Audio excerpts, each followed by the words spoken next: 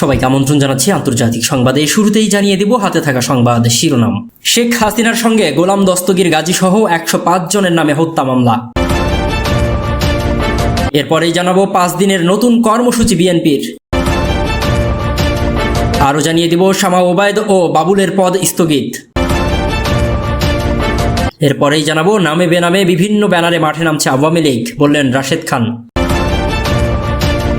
আর সর্বশেষে জানিয়ে দেব সাবেক প্রতিমন্ত্রী তাজুল রিমান্ডে। এতক্ষণ জানাচ্ছিলাম সংবাদ শিরোনাম, এবার থাকবে বিস্তারিত। তবে বিস্তারিত খবরে যাওয়ার আগে আপনাদের কাছে অনুরোধ, যারা এখনো আমাদের ইউটিউব চ্যানেলটি সাবস্ক্রাইব করেননি দ্রুতই সাবস্ক্রাইব করে বেল আইকনটি বাজিয়ে রাখুন। শেখ হাসিনার সঙ্গে গোলাম দস্তগীর গাজী সহ ১০৫ জনের নামে হত্যা মামলা। নারায়ণগঞ্জের রূপগঞ্জ থানায় শেখ হাসিনার সঙ্গে সাবেক পাটমন্ত্রী ও গাজী গ্রুপের চেয়ারম্যান গোলাম দস্তগীর গাজী সহ ১০৫ জনের নামে হত্যা মামলা করা হয়েছে। ছাত্র জনতার গণ অভ্যুত্থানে সন্ত্রাসীদের গুলিতে নব কিশলয় হাই স্কুলের ১০ম শ্রেণীর ছাত্র রোমান মিয়া হত্যাকাণ্ডের ঘটনায় এই মামলা করা হয়। এই মামলায় তার ছেলে গোলাম মর্তুজা পাপ্পা সহ ৪৫ জনের নাম উল্লেখ এবং অজ্ঞাত পরিচয়ে আরও ৬০ জনকে আসামি করা হয়েছে। বুধবার ২১ আগস্ট নিহত রোমানের খালা রিনা বাদী হয়ে মামলাটি করেন। মামলার বাদী জানান, গত ৫ আগস্ট শেখ হাসিনা পতনের খবরে ছাত্র জনতার আনন্দ মিছিল চলাকালে আওয়ামী লীগ ও অঙ্গ সংগঠনের নেতাকর্মীরা পিস্তল, আগ্নেয়াস্ত্র, দেশীয় অস্ত্রশস্ত্র নিয়ে রূপগঞ্জের চনপাড়া এলাকার জনকল্যাণ স্কুলের সামনে ছাত্র জনতার উপর হামলা চালায়। এ সময় সন্ত্রাসীরা ছাত্র জনতাকে লক্ষ্য করে গুলি করে এবং ককটেল বিস্ফোরণ ঘটায়। এ সময় সন্ত্রাসীদের গুলিতে আহত হন রোমান মিয়া। পরে স্থানীয়রা তাকে উদ্ধার করে পূর্বগ্রাম হাসপাতালে নিয়ে গেলে চিকিৎসক তাকে মৃত ঘোষণা করেন। রূপগঞ্জ থানার পরিদর্শক জুবায়ের হোসেন মামলাটির বিষয়ে নিশ্চিত করেছেন। এদিকে ৫ দিনের নতুন কর্মসূচি বিএনপির। রাজধানীর নয়াপল্টনে বিএনপির কেন্দ্রীয় কার্যালয়ে দল ও অঙ্গ সহযোগী সংগঠনের যৌথ সভা শেষে সংবাদ সম্মেলন করে ৫ দিনের নতুন কর্মসূচি ঘোষণা করেছে দলটির মহাসচিব মির্জা ফখরুল ইসলাম আলমগীর। আজ বুধবার বিকেলে এই সংবাদ সম্মেলন হয়। দলীয় সূত্র জানায়, বিএনপির ৪৬তম প্রতিষ্ঠা বার্ষিকীর কর্মসূচি নির্ধারণে যৌথ সভার আয়োজন করা হয়। কর্মসূচির মধ্যে রয়েছে ৩১শে আগস্ট জেলা ও উপজেলা পর্যায়ের আলোচনা সভা। ১ সেপ্টেম্বর রাজধানীর শেরেবাংলা নগরে বিএনপির প্রতিষ্ঠাতা শহীদ প্রেসিডেন্ট জিয়াউর রহমানের সমাধিতে শ্রদ্ধা ও দোয়া। এরপর কেন্দ্রীয় শহীদ মিনারে সাংস্কৃতিক অনুষ্ঠান হবে। ২ সেপ্টেম্বর মহানগর ও জেলায় র্যালি। ৩ সেপ্টেম্বর মহানগর, জেলা, উপজেলা ও ইউনিয়নে মৎস্য অবমুক্তকরণ। ৪ সেপ্টেম্বর জেলা, মহানগর, উপজেলা, ইউনিয়নে বৃক্ষরোপণ কর্মসূচি অনুষ্ঠিত হবে। এদিকে শামা ওবায়দ ও বাবুলের পদ স্থগিত। দলীয় শৃঙ্খলা ভঙ্গের অভিযোগে বিএনপির সাংগঠনিক সম্পাদক শামা ওবায়দ ও কৃষক দলের সাধারণ সম্পাদক শহীদুল ইসলাম বাবুলের দলের সমস্ত পদ স্থগিত করা হয়েছে। এই দুই নেতার বিরুদ্ধে দলীয় শৃঙ্খলা পরিপন্থী কর্মকাণ্ডে জড়িত থাকার অভিযোগে তাদের পদ স্থগিত করা হয়েছে বলে বিএনপির কেন্দ্রীয় দপ্তর সূত্র জানায়। ফরিদপুরের নগরকান্দায় বিএনপির ২ গ্রুপের মধ্যে সংঘর্ষে একজন নিহত হয়। পরে দলটির কেন্দ্রীয় সিদ্ধান্তে এই ২ নেতার বিরুদ্ধে এমন ব্যবস্থা নেওয়া হয়। সংঘর্ষে আহত হন অন্তত ১০ জন। আজ বুধবার সদর উপজেলায় এই ঘটনা ঘটে। নিহত কবির ভূঁইয়া ৫৫ বছর বয়সী, উপজেলার ছাগলদি গ্রামের আবুল বাশার ভূঁইয়ার ছেলে। তিনি কোন পক্ষের সমর্থক প্রাথমিকভাবে নিশ্চিত হওয়া যায়নি। আহতদের উদ্ধার করে ফরিদপুর মেডিকেল কলেজ হাসপাতাল ও নগরকান্দা উপজেলা স্বাস্থ্য কমপ্লেক্সে পাঠানো হয়েছে।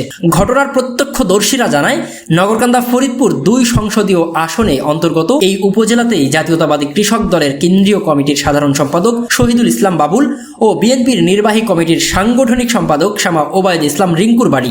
দুজনই ওই আসন থেকে বিএনপির মনোনয়ন প্রত্যাশী। আজ ঢাকা থেকে শহীদুল ইসলাম বাবুল এলাকায় আসার কথা ছিল। আয়োজন ছিল শোডাউন ও পথসভা, কিন্তু মঙ্গলবার রাত থেকেই ২ পক্ষের মহড়া দেওয়াকে কেন্দ্র করে চলছিল উত্তেজনা। এরই জেরে সকালে উপজেলার সদর এলাকার ছাগলদি মোড়ে অবস্থান নেন বাবুল গ্রুপের সমর্থকেরা। অপরদিকে রিঙ্কু গ্রুপের সমর্থকেরা অবস্থান নেন বাস স্ট্যান্ড এলাকায়। এক পর্যায়ে উত্তেজনা ছড়িয়ে পড়লে ২ পক্ষই দেশীয় অস্ত্র নিয়ে মুখোমুখি অবস্থান নেয়। শুরু হয় পাল্টাপাল্টি ধাওয়া, ইট পাটকেল নিক্ষেপ। পরবর্তীতে খবর পেয়ে পুলিশ ঘটনাস্থলে পৌঁছে পরিস্থিতি নিয়ন্ত্রণে আনে। এই ঘটনার পর ওই ২ নেতার সমস্ত পদ স্থগিত করা হয়। এদিকে নামে বেনামে বিভিন্ন ব্যানারে মাঠে নামছে আওয়ামী লীগ, বললেন রাশেদ খান। ছাত্র জনতার গণ অভ্যুত্থানকে নস্যাৎ করার ষড়যন্ত্র রুখে দিতে অবস্থান কর্মসূচি পালন করছে গণ অধিকার পরিষদ ঢাকা মহানগর দক্ষিণ।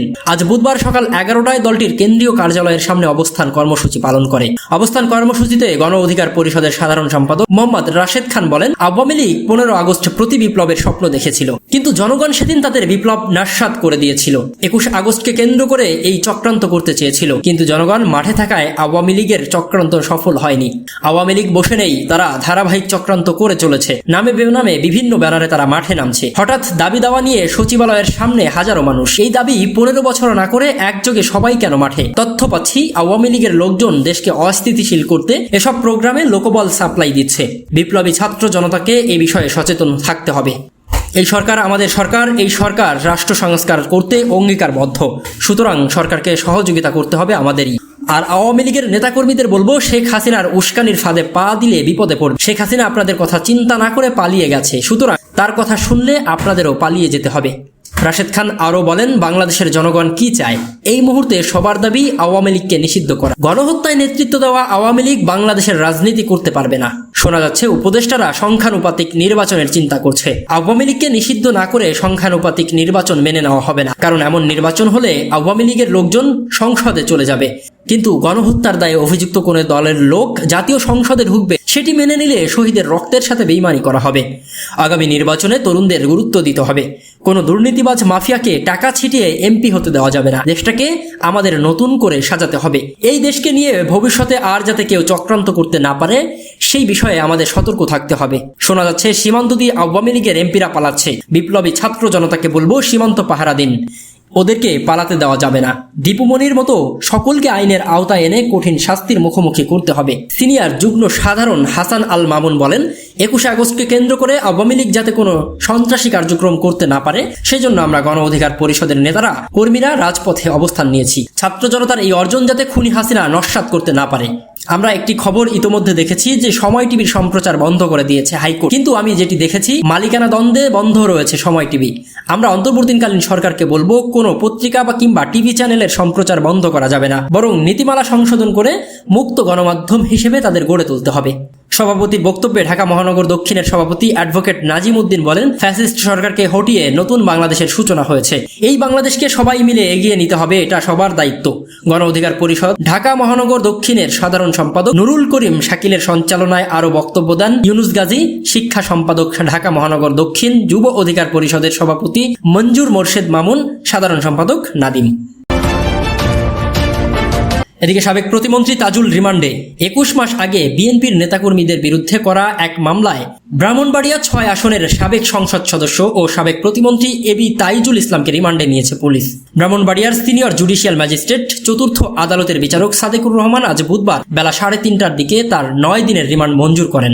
2022 সালের 19 নভেম্বর ব্রাহ্মণবাড়িয়ার বাঞ্চারামপুরে মিছিল বের করাকে কেন্দ্র করে বিএনপির নেতাকর্মীদের সঙ্গে পুলিশের সংঘর্ষ হয়। ওই সংঘর্ষ চলাকালে উপজেলার সোনারামপুর ইউনিয়নের ছাত্রদলের সহসভাপতি রফিকুল পেটে গুলিবিদ্ধ হয়ে মাটিতে লুটিয়ে পড়েন। তাকে উদ্ধার করে প্রথমে বাঞ্চারামপুর উপজেলা স্বাস্থ্য কমপ্লেক্স এবং পরে উন্নত চিকিৎসার জন্য ঢাকায় পাঠানো হয়। ওই দিন সন্ধ্যা 7:20 তিনি ঢাকা মেডিকেল কলেজ হাসপাতালে মারা যান।